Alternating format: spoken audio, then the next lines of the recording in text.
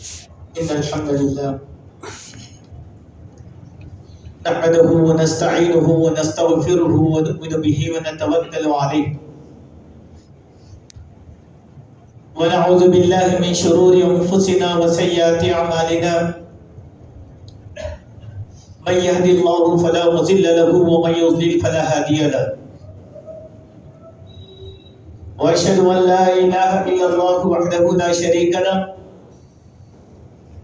وأشهد أن محمدا عبده ورسوله أرسله بالحق بشيرا ونذيرا وداعيا إلى الله بإذنه وسراجا منيرا أما بعد فإن خير الحديث كتاب الله وخير الهدي هدي محمد صلى الله عليه وسلم وشر الأمور محدثاتها وكل محدثة بدعة وكل بدعة ضلالة وكل ضلالة في النار. فقد قال الله تبارك وتعالى في كلامه المجيد: أعوذ بالله السميع العليم من الشيطان الرجيم بسم الله الرحمن الرحيم.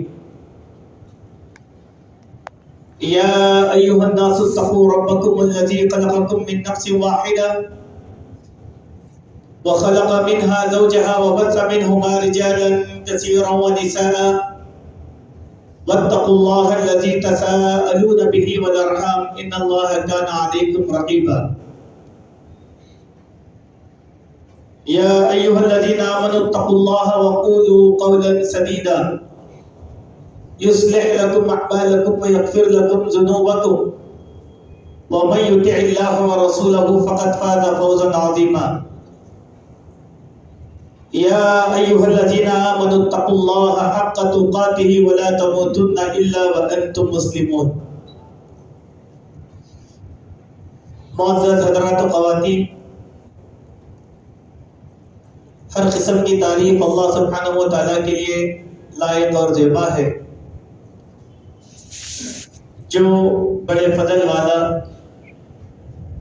احسان والا ہے۔ اس نے ہم سب کو پیارے نبی صلی اللہ علیہ وسلم کے امتی ہونے کا شرف بخشا ہے۔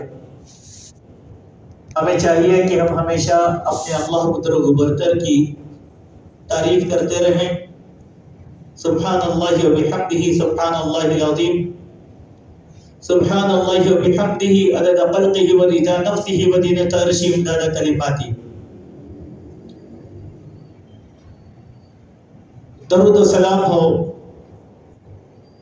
پیارے نبی جناب محمد رسول اللہ صلی اللہ علیہ وسلم کی ذات پر کہ آپ نے اللہ کا یہ دین ہم تک مکمل طور پر پہنچا دیا ہے۔ اللہم صلی علی محمد و بارک وسلم۔ معزز حاضرین، قومی اور سماجی زندگی میں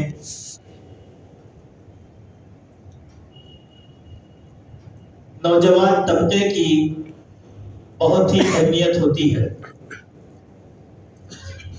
جس قوم میں جوانوں کی کثرت نہ ہو وہ قوم کمزور تصور کی جاتی ہے۔ اس زمانے میں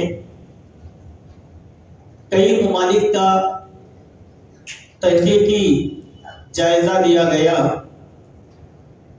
تو اس وقت ایسے ممالک بھی ہیں جہاں پر نوجوان نسل کا فقدان پایا جاتا ہے، جس کی وجہ سے حکومتیں متفکر ہیں کہ آئندہ ہمارا اقتدار اور ملک کو کون سنبھالنے والا ہے۔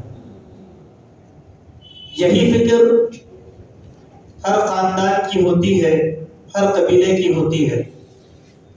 اسی لیے دین اسلام میں نوجوانوں کی بہت بڑی اہمیت ہے۔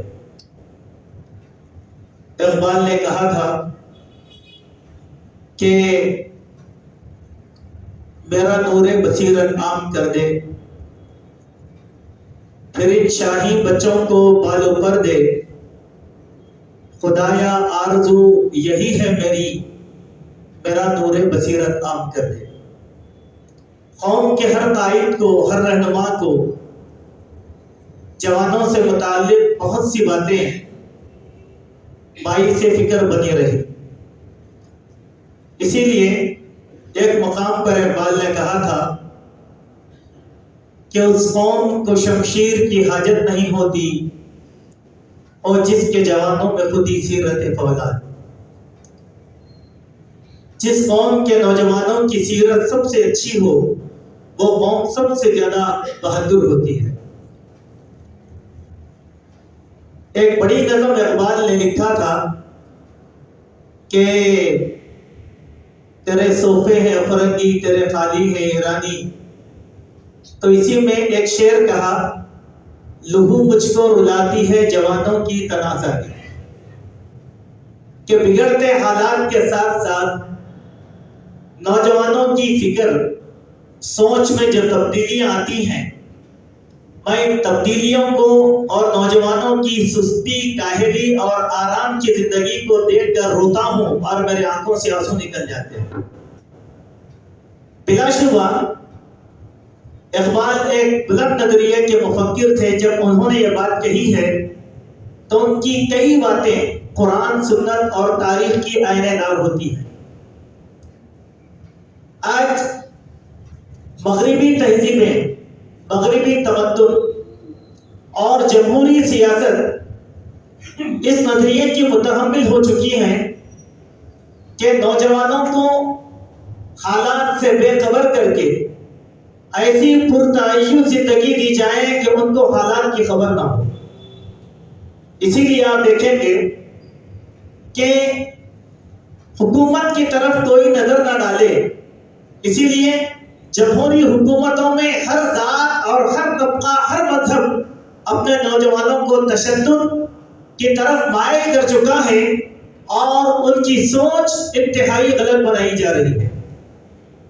کچھ یہی صورتحال ملت اسلامیہ کے نوجوانوں کے ساتھ بھی ہے کہ ہمارے نوجوانوں کو جس روش پر ہمارے قائدین اور ہمارے علماء کو لے جانا چاہیے تھا وہ سب مایوس ہیں موجودہ زمانے کے نوجوان سے۔ ہماری زندگی قومی زندگی نہیں رہی بلکہ نفسانی خواہشات کی تکمیل میں لگی ہوئی ہے۔ صبح سے شام تک ہمارے نوجوان کی مصروفیات کیا ہوتی ہیں، تھوڑا سا آپ اندازہ کر کے دیکھیں کہ واٹس ایپ، میڈیا، کھیل کود، لہو و لعب، کھیل تماشا، یہ ساری چیزیں جس کا آج ہمارا نوجوان دلدادہ بنا ہوا ہے، کیا اس صورتحال کو لے کر امت مسلمہ سرفرازی اختیار کرے گی؟ کیا اس نازک صورت میں امت مسلمہ کامیاب ہونے کی جدوجہد کر سکے گی؟ نہیں۔ نوجوانوں سے ہماری مسجدیں خالی ہیں، نوجوانوں سے ہمارے اجتماعات خالی ہیں، نوجوانوں سے امت مسلمہ کا معاشرہ بڑا مایوس نظر آتا ہے۔ عربی زبان میں ایک کتاب ہے اسالیب الغزو الفکری، اگر آپ اس کا اردو ترجمہ ہوتا ہے کہ ذہنی جنگوں کے اسلوب اور طریقے، شاید کسی نے اس کا اردو میں بھی ترجمہ کیا ہے کہ جنگ ہتھیار کی نہیں، طاقت کی نہیں، بلکہ لڑائی فکری اور ذہنی طور پر جب اس زمانے کے اندر چل رہی ہے۔ تو اس میں ایک سب سے اہم بات یہ ہے کہ صلیبی جنگوں میں شکست کھانے کے بعد عیسائیوں اور یہودیوں نے اپنے مقام پر یہ ایجنڈا تیار کیا کہ اب ہم مسلمانوں سے دو بدو طاقت کے زور پر لڑ نہیں سکتے، لہذا ان کو ذہنی جنگوں میں الجھا دو۔ ذہنی جنگیں کیا ہیں؟ وہی جو پچھلے 70 سال سے چلی آ رہی ہے۔ یہی فکرہ رشیا سے مسلمانوں کا خاتمہ کیا تھا، یہی فکرہ اسپین سے مسلمانوں کا خاتمہ کیا تھا، یہی فکرہ جو آج ہمارے ملک میں اپنایا جا رہا ہے ہر طریقے سے کہ مذہب کی طرف نوجوانوں کا رجحان باقی نہ رہے۔ اسی لیے آپ دیکھیں گے پچھلے دنوں ہمارے اخبارات میں ایک رپورٹ شائع ہوئی تھی، اور یہ رپورٹ کسی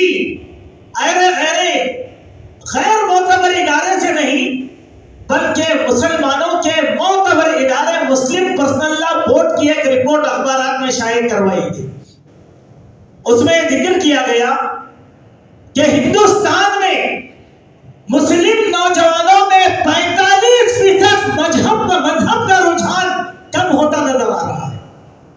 یعنی جو ہم سوچ رہے ہیں کہ ہمارے نوجوانوں کا رجحان اب مذہب کی طرف ہے، نہیں، نوجوان مذہب سے برگشتہ نظر آ رہا ہے. کیوں؟ اس کے لیے ایک دنیا کی عظیم زندگی دے دی گئی. روز چمک دھمک کے لباس، لبادہ، سواریاں، پرتعیش زندگی، ہوٹل بازی، اس کے لیے ان لوگوں نے فلموں کا بڑا سلیقے کے ساتھ استعمال کیا جو ہمارے نوجوانوں کے ذہنوں پر سوار ہو گیا، جس کی وجہ سے اب مذہب ثانوی درجہ رکھتا ہے ہمارے نوجوانوں کے لیے. لے دے کر جو مذہبی نوجوان ہیں چند مسائل تک ان کی زندگی محدود ہو کر رہ گئی. اسی لیے ضرورت اس بات کی ہے کہ ہمارے نوجوانوں کو بیدار کیا جائے، ہمارے نوجوانوں میں شعور لایا جائے، مذہب کی اہمیت بتائی جائے. اللہ سبحانہ و تعالیٰ کے نزدیک جوانی کی کیا اہمیت ہے نوجوانوں کو بتائی جائے. اور جب تک ہمارے نوجوان اس بات کی تعلیم حاصل نہیں کریں گے، نہ ہماری مسجدیں آباد ہوں گی اور نہ ہمارے مدارس آباد ہوں گے.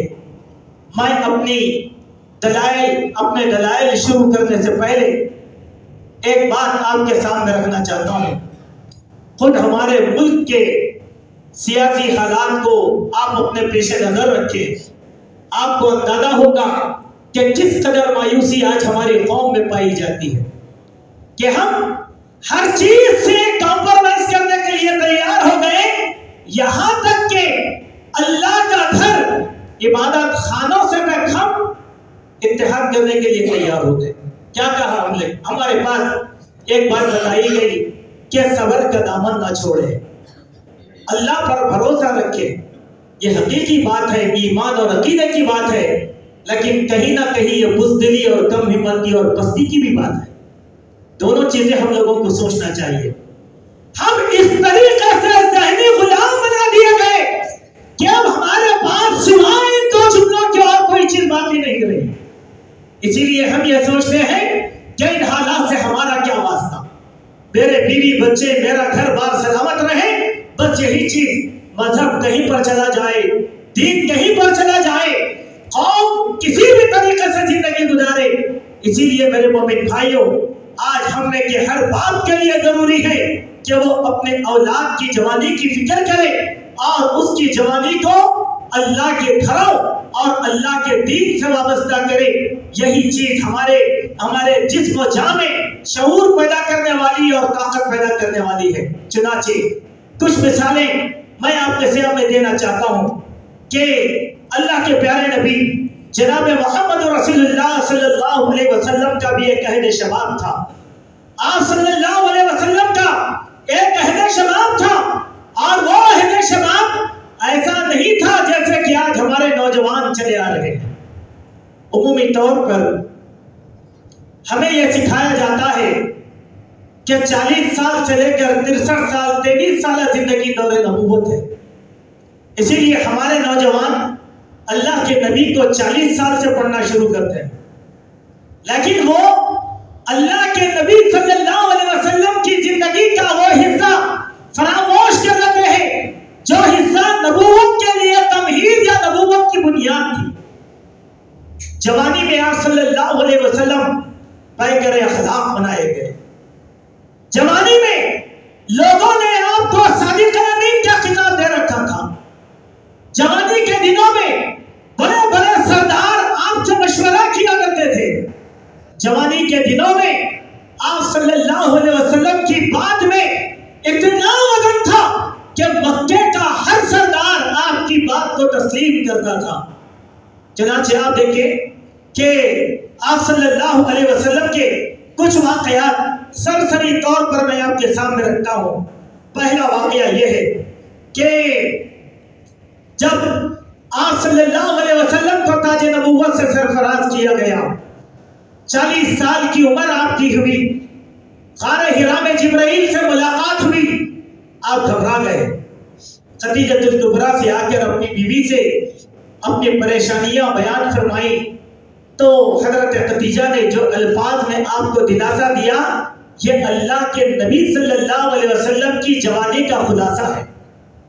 صرف ہم اس کو ایک زاویے میں سوچتے ہیں کہ نیک بیوی نے تسلی دی، نہیں، اس بیوی نے جو تسلی دی اللہ کے نبی کے عہد شباب کے سارے کارناموں کو سمٹ کر رکھ دیا چند الفاظ کے اندر۔ کیا کہا کہ کلا واللہ لا یخزیک اللہ ابدا، کہ اللہ کی قسم اللہ آپ کو ضائع نہیں کرے گا، ہلاک نہیں کرے گا، پریشانیوں سے دوچار نہیں کرے گا۔ پھر آپ کے خدمات کو گنایا، کیا کہا انک لتصل الرحم، آپ تو صلہ رحمی کرتے، اور انک لتصل الرحم وتحمل الکل، اور وزن لانے والے کا بوجھ اٹھا کر آپ لاتے ہیں، وتکسب المعدوم، اور کمدار لوگوں کے لیے آپ کماتے ہیں، اور آپ حق بات کو بلند کرنے کے لیے ہمیشہ تیار رہتے ہیں۔ سبحان اللہ، اللہ کے نبی کا طریقہ تھا کہ آپ صلی اللہ علیہ وسلم ہمیشہ حالات حاضرہ کے برے حالات سے لڑنے کے لیے تیار رہا کرتے تھے۔ کیسے؟ ایک واقعہ سیرت نگاروں نے پیش کیا، وہ یہ کہ ایک آدمی آیا اور آ کر عرب کے ایک سردار کی شکایت ایک بلند پہاڑ پر کھڑے ہو کر شاعرانہ انداز میں کرنے لگا۔ اس بات کو اللہ کے نبی نے سنا، سن کر خاموش نہیں رہے، سیدھا اپنے چچا زبیر کے پاس گئے، کہا کہ یہ آدمی کا یہ مسئلہ ہے فلاں سردار کے ساتھ، اس کو کیسے حل کیا جائے۔ اللہ کے نبی کے چچا زبیر وہ سارے سرداروں کے پاس گھومے پھرے اور کہا یہ تو مکہ کی تہذیب کے خلاف ہے، عرب کے آداب کے خلاف ہے کہ ایک مظلوم آئے ہمارے سردار کا نام لے کر اس کا شکوہ اور شکایت کرے، یہ تو ناقابل برداشت بات ہے۔ لہذا سارے سرداروں کو ایک جگہ جمع کیا، اور جمع کرنے کے بعد وہاں پر عبداللہ بن جدعان کے گھر میں ایک مجلس مقرر کی، اور اس میں کچھ عہد و قرار پائے، اللہ کے نبی اس میں شامل ہوئے۔ یہ تحریک کس کی تھی؟ اللہ کا مطلب کیا ہے؟ حالات پر اللہ کے نبی کی بڑی گہری نظر تھی، قومی حالات پر، سیاسی حالات پر، سماجی اور تمدنی حالات پر آپ کی گہری نظر تھی۔ جوانی کے کسی بھی لمحے میں اللہ کے نبی صلی اللہ علیہ وسلم خاموش نہیں رہے۔ ہمارے نوجوان کا کیا حال ہے ذرا بتائیے؟ کوئی بوڑھا وزن لے کر جا رہا ہے، ہم بیٹھ کر گپ شپ پہ ماریں گے لیکن اس کے ساتھ ہمدردی نہیں کریں گے۔ ایک بوڑھا رکشا لے کر جا رہا ہے، ہم اس کے رکشے کو ہاتھ نہیں بٹائیں گے لیکن اس کو الٹا تانا دیتے ہیں کہ اس عمر میں آپ کو یہ کام کرنے کی کیا ضرورت ہے۔ میڈیا میں ایسے بھی ویڈیو شیئر کیے جاتے ہیں کہ نوجوان اپنے بزرگوں کو کس طریقے سے ذلیل اور خوار کرتے ہیں، اپنے بوڑھے والدین کو ان کے حال پر چھوڑ دیتے ہیں۔ یہ تو ہمارے نوجوانوں کی تناسانی ہے، اسی کا تو رونا اقبال نے رویا تھا۔ اسی لیے جہاں اللہ کے نبی صلی اللہ علیہ وسلم کو ہم نبی مانتے ہیں، اور آپ کی نوجوانی سے بھی استفادہ کرنا یہ ہمارے لیے ضروری ہے۔ اسی لیے میرے نوجوان بھائیوں، اپنے اندر تھوڑی سی تبدیلی لاؤ، اپنے گھر کے لیے، اپنے خاندان کے لیے، اپنے قبیلے کے لیے، اپنی قوم کے لیے، اپنے پڑوسیوں کے لیے تھوڑا سا ہمدرد بن جاؤ، تھوڑا سا ہمدرد۔ ایک مثال میں آپ کے سامنے دیتا ہوں، شاید یہ پورے ہندوستان کے قدیم علاقوں کا رونا ہے جس کو قدیم شہر کہا جاتا ہے، چاہے وہ حیدرآباد کا پرانا شہر ہو، چاہے وہ دلی کا پرانا شہر ہو، چاہے وہ لکھنؤ کا پرانا علاقہ ہو، جہاں مسلمانوں کی کثیر تعداد ہے۔ ہماری زبانوں پر غیر مسلموں کی زبانوں پر ہمارے اخلاق سے متعلق کیا گفتگو ہوتی ہے دراصل۔ ایک وقت کی بات ہے کہ ہمارے ایک جلسے کی دعوت دینے کے لیے ہم ڈی ایس پی صاحب کے پاس گئے تھے۔ تو ایک گاؤں میں جلسہ تھا، تو وہ بڑے سلیقے سے بات کرتے ہوئے ایک بات بولے کہ صاحب آپ لوگ 18 سال سے لے کر 25 سال تک کے نوجوانوں پہ محنت کریے، ان سے بڑے مسائل، ان سے بہت مسائل ہیں ہم لوگوں کو، قتل، غارت گری، منشیات کا استعمال، لڑائی جھگڑا، یہ سب چیزیں اس عمر کے لوگوں سے ہوتی ہے۔ اور ہمارے والد محترم کہتے ہیں کہ ابھی ہمارا بچہ بہت چھوٹا ہے۔ عجیب بات ہے، 17 سال کی عمر کا بچہ وہ ابھی چھوٹا ہے، 25 سال کی عمر کا بچہ ابھی چھوٹا ہے۔ میں ایک بات تاریخ کی آپ کے سامنے رکھنے کی کوشش کرتا ہوں کہ اگر آپ تاریخ کا مطالعہ کریں گے تو آپ کو معلوم ہوگا کہ حضرت اسامہ بن زید 17 سال کے نوجوان تھے، صرف 17 سال کے، لیکن اللہ کے پیارے نبی صلی اللہ علیہ وسلم نے ان کو سپہ سالار اعظم بنایا تھا۔ مانعین زکات کے خلاف جو مورچہ اللہ کے نبی صلی اللہ علیہ وسلم نے تیار کیا، اس سپہ سالار کی عمر صرف 17 سال کی تھی، صرف 17 سال کی۔ اور 17 سال کا بچہ ہمارے پاس بچہ ہے، ایسएससी کر رہا ہے، اور اللہ کے نبی کے عہد میں 17 سال کا نوجوان قوم کی قیادت کرتا تھا۔ دیکھیے سوچ کی کتنی گراوٹ ہو گئی ہمارے پاس، فکر کی کتنی گراوٹ ہو گئی ہمارے پاس۔ میرے بھائی، بچوں کا حساب اور کتاب اللہ کے نزدیک 10 سال کے بعد سے شروع ہو جاتا ہے، 7 سے 10 تربیت کی عمر، اس کے بعد سے عہد شباب شروع ہو گیا بچے کا، حساب کتاب، بلوغت میں بچہ شامل ہو گیا، اور ہم کہتے ہیں کہ ہمارا بچہ ابھی چھوٹا ہے، اسی لیے بوڑھے باپ محنت کر کے کما رہے ہیں، تو ہمارا جوان بچہ آرام سے سو رہا ہے، کہ ابا ہے، ابا دیکھ لیں گے۔ تو بات یہ ہے، 17 سال کے اسامہ بن زید، اللہ کے نبی نے لشکر ترتیب دیا، اس نوجوان پر بڑے بڑے صحابہ کو بڑا ترس آ رہا ہے۔ اس لشکر میں کون کون تھے؟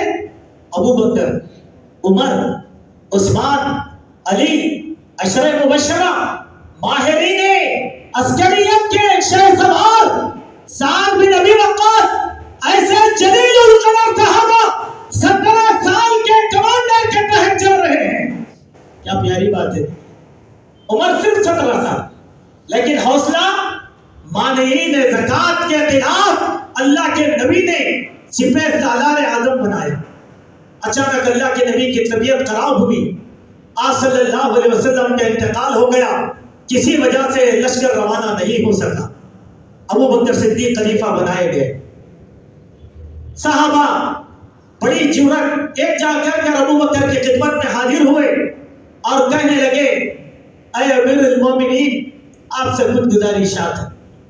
پہلی گزارش یہ ہے کہ اسامہ بن زید ایک کم عمر کے صحابی ہیں، ان کو اتنے بڑے لشکر کی لیڈرشپ دینا یہ تھوڑا سا بہتر معلوم نہیں ہوتا؟ عمر ہیں، عثمان ہیں، علی ہیں، بڑے بڑے لوگ ہیں، اگر آپ ان صحابہ کو دیں تو یہ بڑا بہتر رہے گا۔ اور بھی باتیں ہیں اس میں۔ حضرت ابو بکر نے، حالانکہ صحابہ کا یہ اعتراض بیکار نہیں تھا، بجائے اعتراض تھا، لیکن ابو بکر صدیق رضی اللہ عنہ صحابہ سے کہنے لگے، تم کو معلوم ہے کہ اللہ کے نبی صلی اللہ علیہ وسلم نے اسامہ بن زید کو سپہ سالار بنایا، جو اللہ کے نبی کا منظور نظر تھا، ابو بکر کی مجال نہیں کہ اس کو اس کے عہدے سے معزول کر سکے، اسی کے ساتھ جانا پڑے۔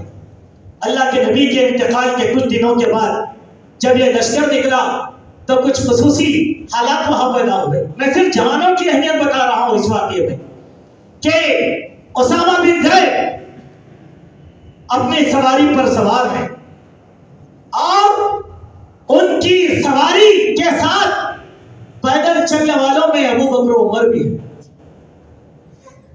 مہار پکڑی ہوئی ہے سواری کی۔ ابو بکر کہتے ہیں کیا سپہ سالار اعظم، اگر تمہاری اجازت ہو تو میں مدینے میں عمر کو روک لوں اپنے پاس؟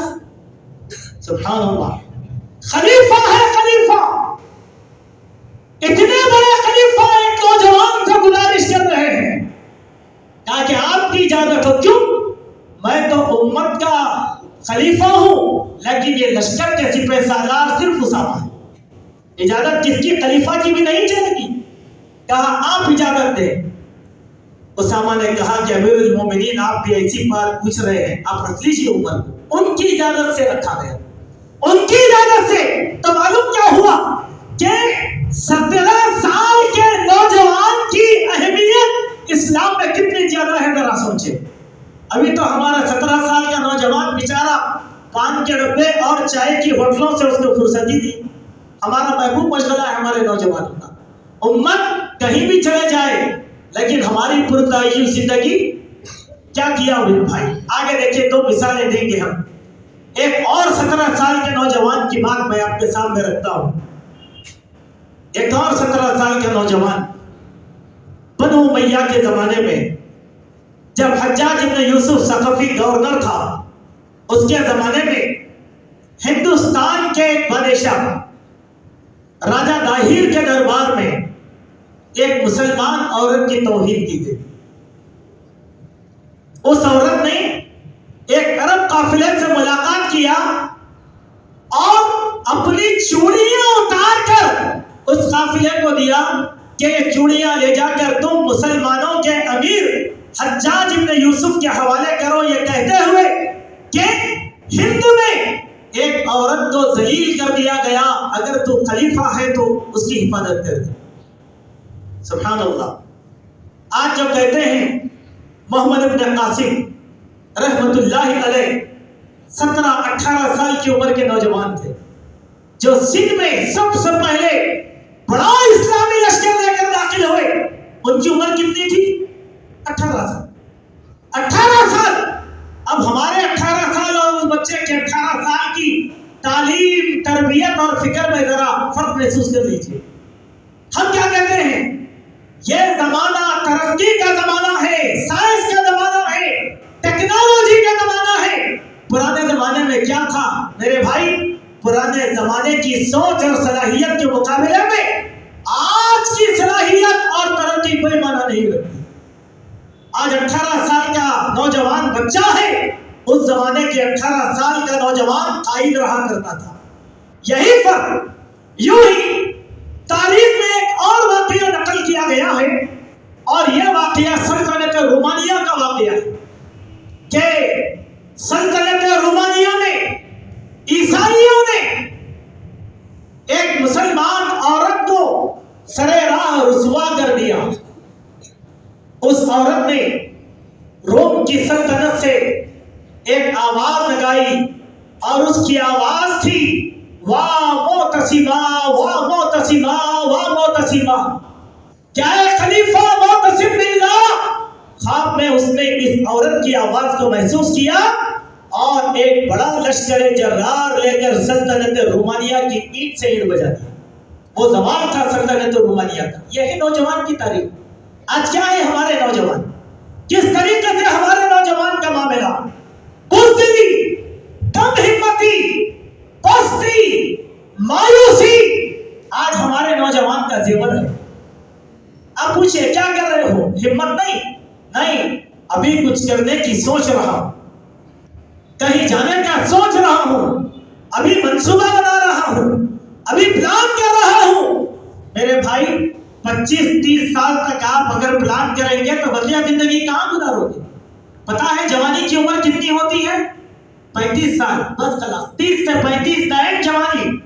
وہاں سے انسان کے جسم میں مختلف تبدیلیاں آتی ہیں اور کمزوریاں شروع ہو جاتی ہیں۔ اور آج کل تو بیماریاں ایسی نکلی کہ ہماری جوانیاں تو نوجوانی کی عمر سے ہی جو ہے بیماری کا شکار ہوتی نظر آ رہی ہے۔ اسی لیے میں اپنے نوجوانوں کو اللہ کے نبی کی سیرت کی طرف لانا چاہتا ہوں کہ ہماری زندگیوں کو ہم بے مثال زندگی بنائیں۔ دیکھیے اللہ کے نبی کی زندگی کا ایک واقعہ میں آپ کے سامنے رکھتا ہوں، جوانی کا واقعہ، قبل نبوت کا واقعہ۔ ایک مرتبہ کی بات ہے کہ سیلاب کی وجہ سے خانہ کعبہ ڈھل چکا تھا، اس کی بنیادیں ڈھل چکی تھی، بارش نے اس کی دیواروں کو بہا لے گیا۔ اہل قریش نے یہ اعلان کیا کہ کعبۃ اللہ کی تعمیر کی جائے، لہذا چندہ جمع کرو، اور اس چندے میں یہ اعلان کیا حرام مال کوئی نہیں دے گا۔ اس زمانے کے کافر، اس زمانے کے کافر، ابھی دین اسلام نہیں آیا، لیکن سوچ کیا ہے؟ اللہ کا گھر ہے، اس اللہ کے گھر میں صرف حلال دولت ڈالی جائے گی۔ ان کو بھی معلوم تھا کہ حرام کیا ہے اور حلال کیا ہے، لیکن آج ہمارے مسلمان بھائی کو حلال حرام نہیں معلوم کہ وہ حرام کو حلال کر رہا ہے حالات کا تقاضا سمجھ کر۔ بہرحال چندہ جمع کیا گیا، خانہ کعبہ کی دیواریں بنا دی گئی۔ اب ایک جھگڑا آیا کہ حجر اسود کو نصب کرنے کا، فٹ کرنے کا اس کے مقام پر۔ سارے قبائل میں یہ جھگڑا ہوا کہ یہ شرف ہمارے قبیلے کو حاصل ہوگا، یہ شرف ہمارے قبیلے کو حاصل ہوگا۔ اتنا جھگڑا ہوا، 3 دن تک جھگڑا چلتا رہا، تلواریں نکل گئی، خون بہنے والا تھا۔ ایک عقل مند کھڑا ہوا، اس عقل مند نے کہا کہ ایک کام کریں گے، لڑائی جھگڑا نہیں، کل صبح خانہ کعبہ میں سب سے پہلے جو داخل ہوگا اس کی بات کو ہم تسلیم کریں۔ سبحان اللہ، اللہ کو منظور تھا۔ دوسرے دن صبح خانہ کعبہ میں سب سے پہلے محمد رسول اللہ صلی اللہ علیہ وسلم، جو ابھی رسول نہیں بنائے گئے لیکن قوم کے لیے صادق امین تھے۔ ہر قبیلہ رات بھر بڑی بے چینی کے عالم میں گزارا، کسی کو نیند نہیں آئی۔ کیوں؟ وہ یہ چاہتے تھے کہ سب سے پہلے ہم خانہ کعبہ میں داخل ہوں اور ہمارے قبیلے کو یہ شرف حاصل ہو جائے۔ سبحان اللہ، یہ نبوت سے پہلے کا واقعہ ہے۔ سب اللہ کے نبی کو دیکھ کر بیک آواز اعلان کرنے لگے، ہذا الامین ورضیناہ ھذا محمد، یہ امین ہے، صادق ہے، یہ ہمارے اپنے امین اور صادق ہیں، یہ محمد ہے، ان کے فیصلے پر ہم تیار ہو جائیں گے۔ اللہ کے نبی نے پوچھا کہ مسئلہ کیا ہے؟ کہا کہ مسئلہ یہ ہے۔ کہا کہ اتنی سی بات؟ کہا کہ ایک چادر لاؤ۔ چادر لائی گئی، چادر بچھائی گئی، آپ نے اپنے ہاتھوں سے حجر اسود کو اٹھایا اور چادر میں رکھ دیا۔ سارے قبیلوں نے کہا ہر قبیلے کے سردار آ جائے، جتنے قبائل کے سردار تھے سب کو بلایا، کہا کہ چلو اس چادر کو اٹھاؤ۔ اس کے کنارے پکڑ کے سارے قبیلوں نے چادر کو اٹھایا، جہاں حجر اسود نصب کرنا تھا وہاں لے کر گئے۔ اللہ کے نبی نے حجر اسود کو اٹھایا، اپنے ہاتھوں سے پتھر کو رکھ دیا، اختلاف ختم، لڑائی جھگڑا خون ریزی ختم۔ یہ کب کا دور ہے؟ اللہ کے نبی کی جوانی کا واقعہ ہے، اللہ کے نبی کی جوانی کا واقعہ ہے۔ سوچو، نبی نے اپنی جوانی میں اتنا انقلاب برپا کیا، ہماری جوانیوں میں ہم کیا کر رہے ہیں؟ ایک اور واقعہ کہہ کر ایک دو حدیثیں سرسری طور پر آپ کے سامنے رکھ دیتا ہوں۔ اللہ کے نبی کے عہد شباب کا ایک اور واقعہ ہے کہ ابو جہل، ایک آدمی سے سیرت ابن ہشام میں واقعہ نقل کیا گیا کہ ابو جہل ایک آدمی سے ایک اونٹ کا سودا کیا، چونکہ وہ سردار تھا۔ سودا کرنے کے بعد پیسے دینے میں ٹال مٹول کر رہا تھا، آج دوں گا، کل دوں گا، پرسوں دوں گا، ایسا۔ ایک وقت وہ حرم میں داخل ہوا تو مکے کے سارے سردار ایک جگہ جمع تھے۔ وہ سرداروں کے سامنے گیا اور ابو جہل کی شکایت کیا، تو سارے سرداروں نے اس کو ڈانٹا، کہا کہ کیسی بات کرتا ہے سردار کے خلاف، ڈانٹ کے ڈپٹ کر بھیج دی۔ کہا کہ دیکھ وہاں محمد بیٹھے ہیں نا، ان کے پاس جا، وہ تیرا مسئلہ حل کر دے۔ وہ اللہ کے نبی کی خدمت میں حاضر ہوا، جب ابھی نبی نہیں بنایا گیا، اس وقت اللہ کے نبی احترام کے ساتھ اس کو بٹھایا، اس کو تسلی دی، اس کی شکایت کو سنا۔ سرداروں کی محفل ختم ہو گئی، وہ اپنے اپنے گھروں کو چلے گئے۔ اللہ کے نبی اس آدمی کو ساتھ لیے ابو جہل کے گھر پر پہنچ گئے۔ دستک دیا اللہ کے نبی نے، ابو جہل دروازہ کھولا، سامنے محمد صلی اللہ علیہ وسلم کی ذات. کہا کہ تم محمد میرے گھر میں اندر آؤ اندر آؤ. کہا کہ نہیں بعد میں اس آدمی کا مسئلہ حل کرو. کئی برسوں سے جو مسئلہ حل نہیں ہو رہا ہے اللہ کے نبی کو دیکھتے ہی مسئلہ حل ہو گیا. سردار گیا پیسہ لایا اور لا کر دے دیا. یہ کون سی تاثیر تھی میرے جوان. آج ہمارے پاس کیا ہے؟ ہمارے نوجوانوں کو ملازمت نہیں مل رہی ہے تو ہمارے نوجوان کیا کام کر رہے ہیں معلوم؟ لوگوں کی حق تلفی کا. کیسا؟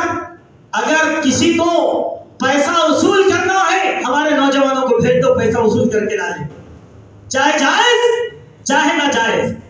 اگر کسی کو ڈرانا ہو نوجوانوں کو لے لو، ایک گروپ بنا دو، جوانوں کو بھیج دو، جا کر وہ لوگ ہلہ کریں گے، خوف اٹھا کر آ جائیں گے.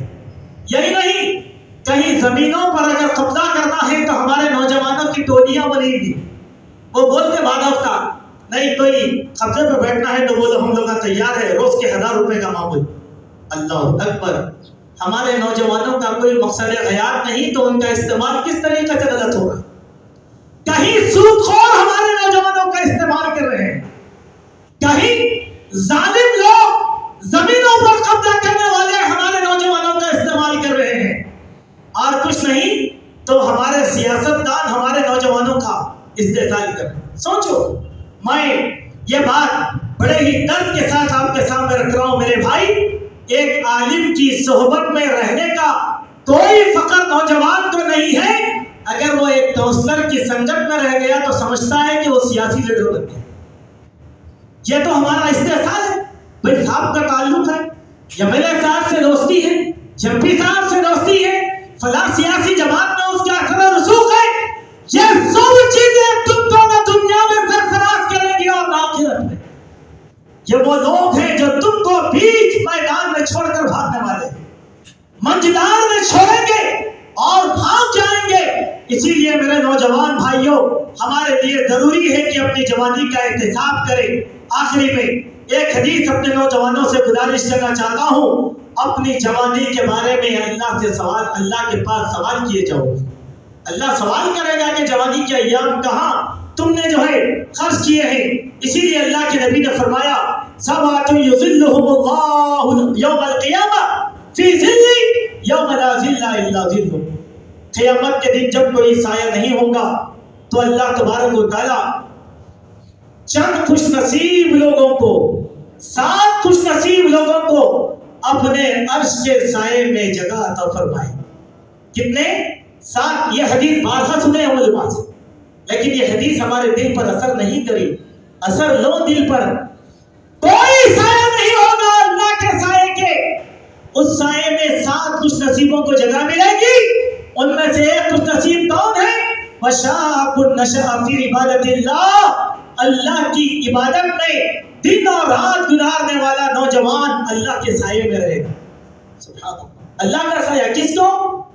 کسی سیاستدان کو نہیں، کسی لینڈ گرابر کو نہیں، کسی بڑے لیڈر کو نہیں، بلکہ اللہ تبارک و تعالیٰ کا یہ سایہ اس نوجوان کو دیا جائے گا جو اللہ تبارک و تعالیٰ کی عبادت میں لگا ہوا رہتا ہے. کہاں عبادت ذرا بتلائیے. حضرت عبداللہ ابن عمر رضی اللہ عنہ کی تعریف اللہ کے پیارے نبی صلی اللہ علیہ وسلم نے کیا، جبکہ یہ بھی ان کی عمر لگ بھگ جو ہے نوجوانی کی عمر تھی، 15-16 سال کے نوجوان تھے. حضرت عبداللہ ابن عمر رضی اللہ عنہما کہ ایک مرتبہ وہ اپنی بہن کے گھر کو گئے ایک خواب کی تعبیر کے لیے. تو اللہ کے نبی صلی اللہ علیہ وسلم نے عبداللہ بن عمر کی بہن حضرت حفصہ کو ان کے خواب کی تعبیر دی اور اللہ کے نبی نے اپنے سالے کی تعریف بیان کی. کیا کہا کہ نعم الرجل عبد اللہ لو كان يصلي من الليل فكان بعد لا ينام من الليل. کیا ہی پیارا بچہ ہے، نوجوان ہے عبداللہ ابن عمر. اگر اس کی رات عبادت میں گزر جاتی تو اس سے بہتر کچھ نہیں تھا. ان کی سیرت میں یہ بات کہی گئی. اللہ کے نبی کے اس ارشاد کے بعد عبداللہ ابن عمر کبھی بھی رات کی نیند نہیں سوئے، بلکہ وہ اللہ کی عبادت کرتے رہے، اللہ کی عبادت کرتے رہے. آئیے میرے نوجوان ساتھیوں، میں آپ سے یہی کہنا چاہتا ہوں کہ اپنی جوانی کی سلامت چاہو، اس جوانی کو اللہ کی رضامندی کے لیے نکالو، اس جوانی کو قوم کی خدمت کے لیے نکالو، اپنے گھر بار کی فکر کے لیے نکالو۔ یہ ہوٹل، یہ چائے پالے، یہ جو ہے کھانے کی محفلیں، یہ دعوتیں اللہ کے پاس تم کو سرخرو کرنے والی نہیں ہوگی۔ یہ پچھتاوا اس وقت ہوگا جب ہماری جوانی ڈھل جائے گی اور ہم 40 سال کے ہو جائیں گے، اس وقت ہمیں پچھتانا پڑے گا، اے کاش کچھ سیکھ لیا تو اچھا تھا، کچھ کر لیا تو اچھا تھا۔ اس کے بارے میں اقبال نے کہا، اس مایوسی کے بارے میں، کہ وقت جانے پہ پچھتاؤ گے تو کیا فائدہ، جب چڑیا کھیت چگ کر جائے۔ جب کھیت پر چڑیاؤں کا حملہ ہوتا ہے تو کھیت کی حفاظت کر لینا ہے، جب کھیت برباد ہو گیا کفے 10 ملنے کا کوئی فائدہ نہیں ہوگا، اس وقت افسوس کرتے رہ جائیں گے، کوئی مسئلہ باقی نہیں رہے گا۔ اسی لیے میں اللہ کی طرف، اللہ کے رسول کی طرف، اللہ کے دین کی طرف اپنے نوجوانوں کو مرغوب کرنا چاہتا ہوں کہ وہ آئیں اس راستے پر جو کام ہماری دنیا اور آخرت میں کامیابی کا راستہ ہے۔ اللہ تعالیٰ سے دعا ہے، اللہ تبارک و تعالیٰ ہم سب کو عقیدہ توحید پر استقامت نصیب فرمائے، دین کا فہم نصیب فرمائے، غفلت کی بے شعوری زندگی سے اللہ تعالیٰ محفوظ فرمائے۔ اللہ جب تک زندہ رکھے، اسلام پر رکھے، جب ہمارا خاتمہ ہو ایمان پر ہو۔ اقول قولی ھذا استغفر اللہ من کل ذنب واتوب الیہ۔